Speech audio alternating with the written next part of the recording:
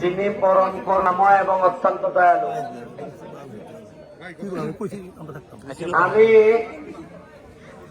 প্রায় 7 বছর আগে ফেনীতে একজন মাদ্রাসা ছাত্রীর শরীরে আগুন লাগাইয়া তারা হত্যা করা হয়েছিল। তো ওই ফেনীর মাদ্রাসা ছাত্রীর পক্ষে আমি ওই ফেনীতে তৎকালীন যিনি অফিসার ইনচার্জ ওসি ছিলেন তার বিরুদ্ধে নিজে বাদী হয়ে মামলা করছিলাম। বলছিলাম যে এই ওসি সাহেব চাইলে বাঁচাইতে পারতেন এই মেয়েটারে, উনি বাঁচাইতে পারেন না, এই জন্য উনার বিচারের মুখোমুখি হইতে হবে। আমি যথারীতি মামলার বাদী হইলাম। এই মেয়েটা তো মারা গেল, কিন্তু ওসি সাহেবের 8 বছরের সাজা হইল। তো মানুষ আমারে জিজ্ঞেস করছিল যে মেয়েটার বাড়ি ফেনী, ওসি সাহেবের বাড়ি যশোরে, তোমার বাড়ি হবিগঞ্জে, তোমার তো এই মেয়েটা তোমার বোনও হয় না, তোমার কোনো আত্মীয় হয় না, তার পক্ষে গিয়া কেন তুমি দাঁড়াইছো? তখন আমি বলছিলাম, মনে রাখবেন, অন্যায় যে জায়গায় হোক না কেন, দূরবর্তী কোন জায়গায় যদি সংগঠিত হয় আর আপনি যদি এটার প্রতিবাদ না করেন, তাহলে বেশি দিন না এটা আপনার ঘরে ওই অন্যায় সংগঠিত হবে। আজকে এই বক্তব্যটা রাখলাম এই কারণে, আমার কাছে মনে হয়েছে যে ভালোবাসা ধর্মঘরবাসী আমারে দিচ্ছেন, যে কারণে ব্যারিস্টার সুমনের আগমন হইতে আমার কাছে মনে হয়েছে দীর্ঘদিন যাবৎ এই ধর্ম ঘরে অধর্ম হইতেছে, এই কারণে আল্লাহ আমারে পাঠাইছেন। আর অধর্ম যেখানেই বেশি দিন হয়, কেউ না কেউ এখানে এই অধর্মরে বিতাড়িত করার জন্য আল্লাহ সৃষ্টিকর্তা কাউরে না কাউরে পাঠান। আমি কিচ্ছু করতে পারবো কিনা জানি না, তবে আমি একটা কাজ নিশ্চিত করব, আমি নিজে যেভাবে যদি এমপি বানান 4-5টা পর্দা আমার কাছে জন্য রাখবো না, কোন চাচাবাতি যা বাপ পুত্রে আমি এমপিগিরি চালাইবো না, আমি বলে। আর প্রতিটা এলাকার মানুষের যার যে সম্মান প্রাপ্য, এই সম্মান আমি দিব। শুধুমাত্র আমার সাথে পরিচয় আছে এই কারণে ধর্মঘরের 8টা-9টা স্কুল কলেজের সভাপতি আমার এপিএতে বাপরে বানাবো না। শুনেন, আমি জীবনও এই স্বতন্ত্র নির্বাচন করার কথা না। আমি নিজে মাহবুব ভাইরে বলছি যে ভাই, নেত্রী যদি আপনারা নমিনেশন দেয় আমি জীবনও দাঁড়াবো না, আপনি টেনশন করেন না। কারণ উনি অসুস্থ মানুষ, টেনশন শুরু হয়ে গেছে ওনারা আগে থেকেই অনেক। কারণ উনি নিজে পরে টের পাইছেন যে দাঁত তো গেছে গেছে, এই দাঁতের মারির মধ্যে ঘুরে ফেলছে। যখন উনি টের পাইছেন তখনই বুঝছেন যে স্বতন্ত্র কেউ দাঁড়াইলেই বিপদ আছে। আরে আমি এইখানে আইসা দেখলাম আমি না স্বতন্ত্র, যে কোনো একটা লোকে দাঁড় করাইলো মাহবুবের বিরুদ্ধে শক্ত ক্যান্ডিডেট হয়ে যেত। কারণ আমারে ভালোবাসছে না যত লোক আইছে, তার চেয়ে তারা বাপ পুতের নির্যাতনের কারণে আরো বেশি মানুষ আইছে। শুনেন, আজকে এই জায়গায় সুমন ভাই না, ভালো মানুষের সন্তানের সাথে চলাফেরা করলে মাহবুব ভাই হওয়ার কথা ছিল। আমি আরো দেখেন, যদি আমি ব্যারিস্টার সুমন আজকে না দাঁড়াইতাম নির্বাচনে, তাইলে কি আপনারা ভোটারদের কোনো দাম থাকতো? এরা কি সামান্য আপনারা জিগাইতো? কোন দিন যে আবার এমপি আইতো জানতেন না জীবনে। বরং আমি তো দেখি যদি এইবার আবার এমপি হয়ে যেত এরা, মন্ত্রী হইতো এরা, তাইলে তো আমার কেন জানি মনে হয় যে এরা যে ক্ষমতা প্রাপ্ত হইয়া এই 5 বছরে মন্ত্রী হওয়ার কারণে উনি কি পরিমাণ আওয়ামী লীগের, আমার আওয়ামী লীগের সভাপতির রেপ দিয়ে দৌড়াইছে। উনি আওয়ামী লীগের নৌকা মনোনীত নেতা হইয়া আমার আওয়ামী লীগ নেতারে উনি দৌড়াইছে।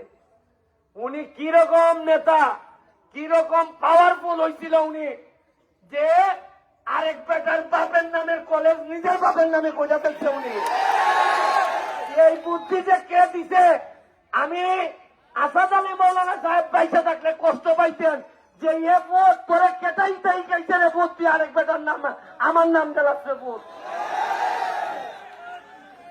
আমার মায় কই না বেটা আসাদ আলী মৌলানার সাবের ফুলা ইটা করতো না জোর জবরদস্তি আইনজার পরে এ বেটা তো পাস করলে করবো ফেল করলে করবো যাইবি গা চুপচাপ।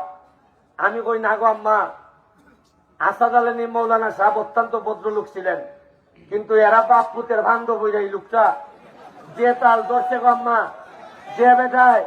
যে বেটায় আরেক বেটার বাপের নামের কলেজ নিজের বাপের নামে করতে পারে, এই বেটারে আমি আইনজার পরে বিশ্বাস করি না গো আম্মা।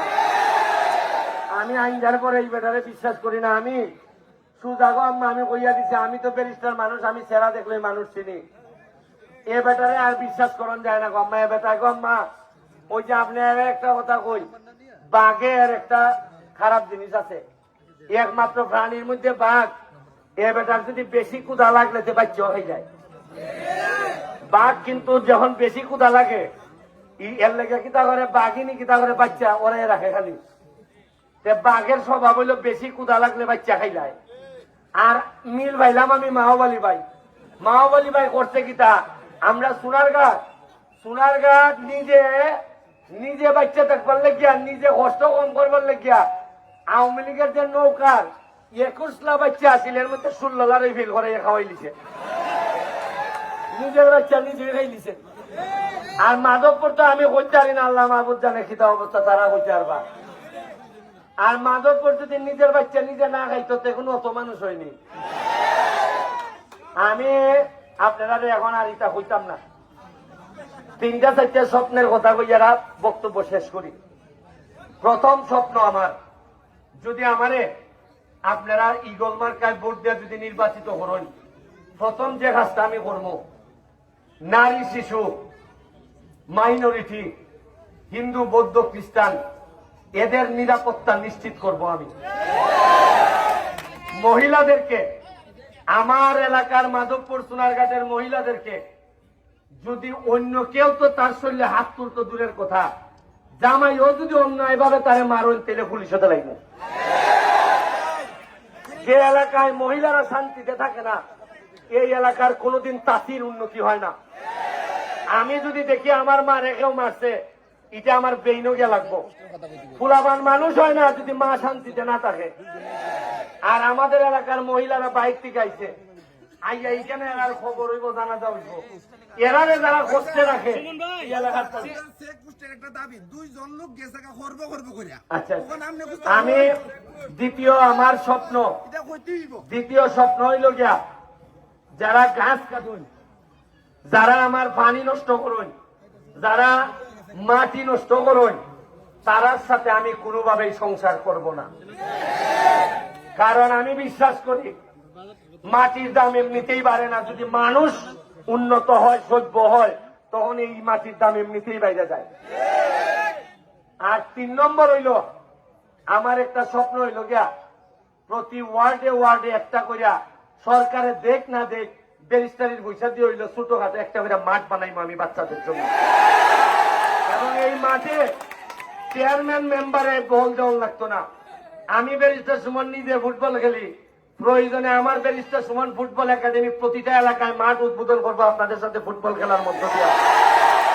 এবং আমি এমন একটা ইতিহাস তৈরি করতাম চাই যে এক এমপি নিক্সন চৌধুরী এমপি হইয়া যদি খবর করে দিতে পারে, বিভিন্ন এমপি আছে, নাম আছে, যারা নাম কইতাম পারি, এরা একবার খালি এমপি হইয়া এলাকার চেহারা বদলাই দিছে। আমি বিশ্বাস করি 360 জন আউলিয়ার কোন না কোন একজন আউলিয়ার সিটা উঠা রক্ত যদি আমার শরীরে থাকে, তা আমি বিশ্বাস করি তারা যদি 400-500 বছর আগে আমাদের এলাকার ইতিহাস বদলাইতে পারে, আমি উত্তরাধিকার হিসাবে ইতিহাস বদলাই দিতে চাই। আপনারা আমার সাথে সাথ দিবেন। মাল বানাইতে আসি নাই, আমি জানি 8 লক্ষ মানুষের দায়িত্ব নিতে হবে। একটা মানুষ না খাইয়া থাকলে আমার কারণে এইটার কষ্ট আমার নিতে হবে। আমি আপনাদেরকে বলছি আমার জন্য দোয়া করবেন। আজকে যে নেতৃবৃন্দ আমার পিছনে আছেন, এদের ঋণ আমি শোধ করতে পারবো না। এরা কিন্তু দেখেন মাঝি বদলের জন্য আইসে, এরা সবগুলা নৌকার মানুষ, আমি নৌকার মানুষ।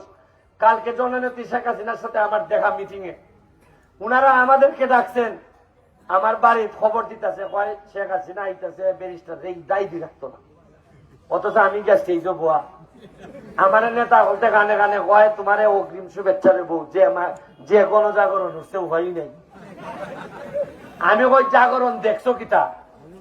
আমি সিলেটের বন্যায় একটা ভিডিও করে কইছিলাম 3 মিনিটের, তোমরা যারা ফেসবুক চালাও তারা জানো, কইছিলাম যে এই